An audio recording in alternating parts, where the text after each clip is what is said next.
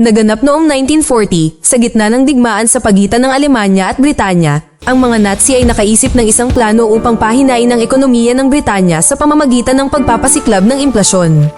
Ang kanilang pamamaraan ay matapang at mapanganib. Balak nilang punuin ang Britanya ng daan-daang milyong peking pera ng Britanya na ipinuslit sa bansa sa pamamagitan ng isang espiya na nagngangalang John Becket. Naniniwala ang Alemanya na kung magtagumpay ang operasyong ito, ang pagsakop sa Britanya ay magiging mas madali. Upang suportahan ang planong iyon, naglunsad ang Alemanya ng isang malawakang pag-atake sa himpapawid sa Inglaterra sa parehong taon sa tinatawag na Blitz. Ang mga pag-atake ay sumira sa mga pangunahing lungsod na industriyal, kabilang ang Birmingham. Sa isang maliit na pabrika ng armas, ang mga manggagawa ay nasa kalagitnaan ng pagdiriwang ng kaarawan ng isang kaibigan nang dumating ang sakuna.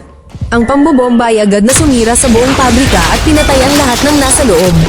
At malayo sa kaguluhan, isang lalaki ang malapit nang bumalik. Ito si Peaky Blinders, ang immortal na lalaki. Hindi kalayuan doon, nakatira ang maalamat na gangster ng Birmingham, si Tommy Shelby, ang tinaguriang hari ng mga hitano, na ngayon ay namumuhay ng mag-isa. Simula nang mamatay ang kanyang anak na si Ruby at ang kanyang kapatid na si Arthur, humiwalay si Tommy sa mundo at ginugugol ang kanyang mga araw sa pagsusulat ng isang libro. Ang kanilang pagkamatay ay nag-iwan sa kanya ng matinding trauma. Sa puntong ito, si Johnny na lamang ang natitira sa kanyang tabi bilang kanyang tapat na tagapaglingkod. Ipinaalam sa kanya ni Johnny na ang pagsalakay sa himpapawid noong nakaraang gabi ay nagtulak sa isang grupo ng mga hitano na pumasok sa kanyang ari-arian, ngunit tumanggi si Tommy na tumanggap ng anumang bisita. Kahit na dumating ang kanyang kapatid na si Ada upang bisitahin siya, hindi niya ito pinapasok sa bahay kung saan siya nagkulong. Dumating si Ada hindi lamang upang sabihin sa kanya ang tungkol sa pambobomba, kundi pati na rin upang bigyan siya ng babala tungkol sa kanyang anak, si Duke Shelby, na ngayon ay nagmana ng Peaky Blinders. Ayon kay Ada, ang pamumuno ni Duke ay mas masahol pa kaysa kina Tommy at Arthur. Bilang isang miyembro ng parlamento, natatakot siya na si Duke ay masyadong bata at masyadong pabaya upang hawakan ng ganitong uri ng kapangyarihan. Bago siya makagawa ng isang nakamamatay na pagkakamali, gusto niyang bumalik si Tommy at pigilan siya, ngunit tinanggihan siya ni Tommy ng walang pag-aalinlangan.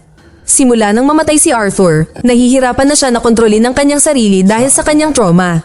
Sa kasamaang palad, ang kinatatakutan ni Ada ay nangyari na nga. Pinangunahan ni Duque ang isang grupo ng mga kalalakihan patungo sa pabrika ng armas na nawasak sa air raid noong nakaraang gabi. Pinalayas niya ang mga pulis na patuloy pa ring nagpoproseso ng pinangyarihan. Sinuhulan na ni Duque ang hepe ng pulisya para makapag-operate ito bilang isang voluntaryong opisyal na nagbibigay sa kanya at sa kanyang mga tauhan ng malayang akses upang makuha ang anumang armas na magagamit pa. Ngunit isang inspektor ng pulisya ang tumangging basta umalis at hindi siya tinanggap bilang bagong Peaky Blinders. Kinutya ni Duque ang katapangan ng lalaki, ngunit mabilis itong nauwi sa karahasan dahil brutal niyang inatake at ng kanyang grupo ang mga opisyal. At sa huli, si Ada ang nagdusa sa mga bunga ng pag-uugali ni Duque. Sa ibang lugar, dumating si Becket sa punong himpilan ng Peaky Blinders at nakilala si Duque bilang bagong boss. Lumalabas na gusto niyang gamitin ang grupo bilang ruta ng pagpupuslit ng kanyang peking pera. Inalok ni Becket kay Duque ang 20% ng kabuuang kargamento na idadaan sa Liverpool. Nang walang pag-aalinlangan, tinanggap ni Duque ang kasunduan. Wala siyang pakialam kung mabansagan siyang traidor sa kanyang bansa at wala siyang pakialam na ang Liverpool ay nasa ilalim ng mahigpit na seguridad.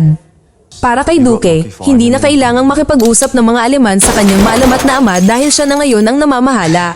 Pagbalik sa bahay ni Tommy, nabigla siya sa pagdating ng isang estranghero. Nang makita niya ito, mas lalong tumindi ang pagkabigla. Ang babae ay halos kapareho ng kanyang yumaong kasintahan, si Zelda, na ina rin ni Duque. Lumalabas na ang pangalan nito ay Colo, at siya ang kakambal ni Zelda. Ngunit si Colo ay hindi basta-basta. Siya ang kasalukuyang reyna ng mga hitano. Tulad ng marami sa kanyang komunidad, kilala siya sa kanyang kakayahang bumasa ng kapalaran at madalas siyang gumagamit ng mga ritual na kinasasangkutan ng mga espiritu upang kumita ng pera. Ang pagbisita ni Colo ay may dalang parehong mensahe na sinubukang iparating ni Ada. Dumating siya upang balaan si Tommy. Ayon sa kanyang pangitain, si Duque ay sangkot na ngayon sa mga maling tao. Kahit na tumatanggi pa rin si Tommy na bumalik sa laban, hinayaan niya si Johnny na alagaan ang kanilang bisita. Samantala, mabilis na nawawalan ng pasensya si Ada. Hinarap niya ang kanyang pamangkin, na patuloy na nagdudulot ng gulo nang hindi iniisip ang mga kahihinatnan. Pinilit niya itong tumigil bago pa siya mapilitang arestuhin ito mismo, o mas malala pa, bago pa man may ibang kumitil ng buhay nito. Ngunit tuluyan siyang hindi pinansin ni Duque. Pagkatapos noon, pinuntahan ni Ada ang isa sa mga dating kakampi ni Tommy, si Charlie. Inamin niya na maaaring wala na siyang ibang magawa kundi ang ipakulong si Duque.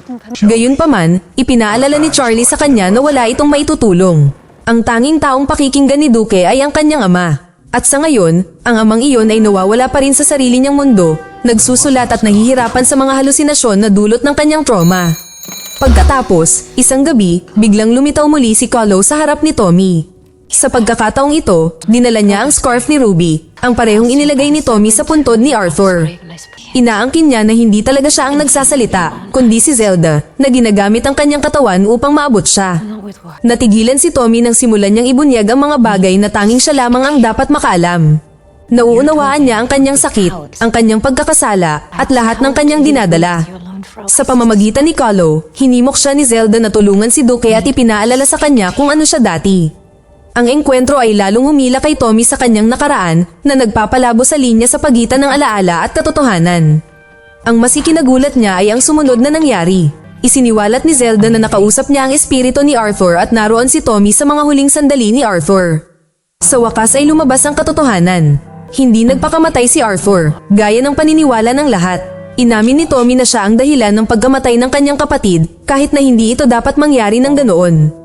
Kasabay nito, binisita ni Ada ang isang refugee shelter na puno ng mga nakaligtas sa pagsabog. Sinubukan niyang maghanap ng mga saksi na maaaring tumstigo laban kay Duque.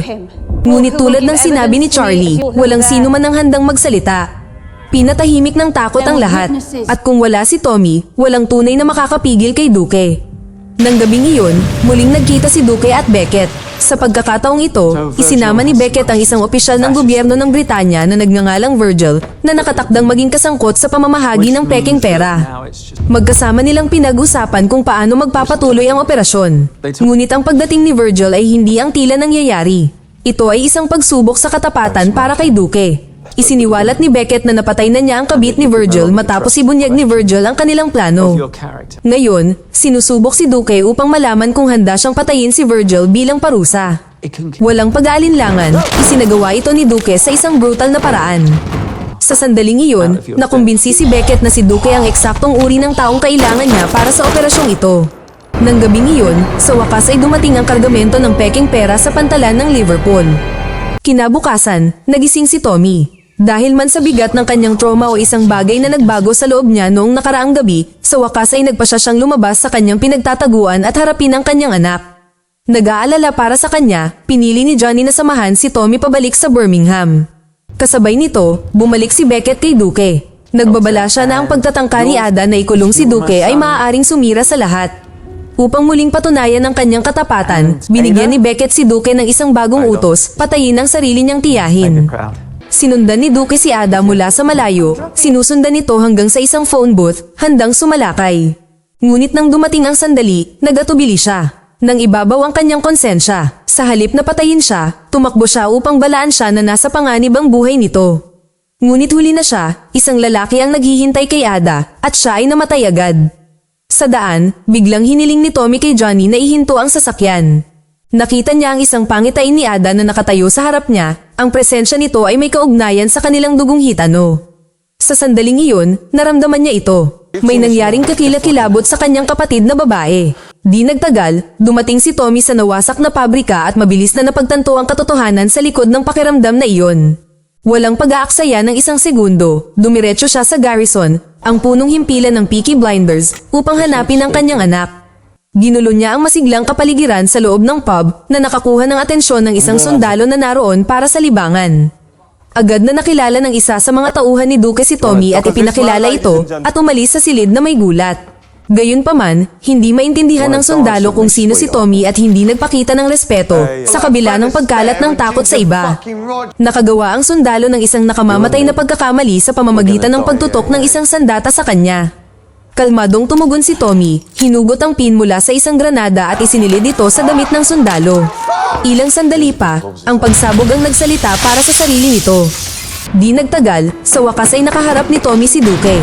Sumabog ang kanyang galit habang tinitingnan niya ang kanyang anak. Sinubukan ni Duque na ilipat ang sisi, sinasabing ang lahat ay bunga ng mga nakaraang kasalanan ng kanyang ama. Ngunit inamin din niya na, bilang isang tunay na hitano, hindi niya kailanman mapipilit ang sarili niyang pamilya na patayin. Dahil wala nang ibang pagpipilian, sinabi ni Duque kay Tommy ang lahat. Matapos malaman kung sino ang may pananagutan sa pagkamatay ni Ada, pumunta si Tommy sa ospital. Doon siya nakatayo ng tahimik sa harap ng bangkay ng kanyang kapatid.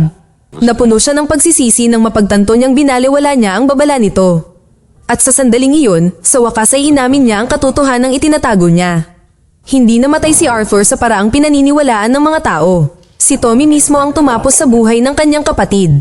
Lumalabas na nasa punto na ng kanyang pagkawasak si Tommy noon. Si Arthur ay lalong naging mahirap kontrolin, patuloy na nagdudulot ng gulo, hanggang sa tuluyang nang ibabaw ang galit ni Tommy at nagtulak sa kanya na wakasan ang buhay ng kanyang kapatid. Ang sandaling iyon ang naging pinagmumulan ng pagkakasala na daladala niya mula noon.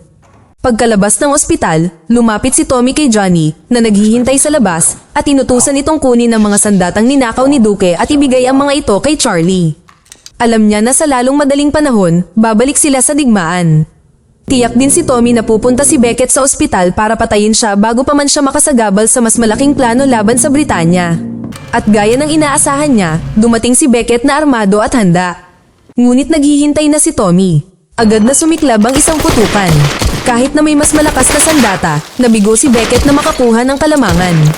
Sa halip, napilitan siyang umatras. Samantala, mahinahong nakasakay si Tommy palayo sakay ng kabayo at mabilis na kumalat ang balita. Bumalik ang alamat ng Birmingham. Sa ibang lugar, napuno ng pagkakasala si Duque sa pagkamatay ni Ada nang lapitan siya ni Carlo.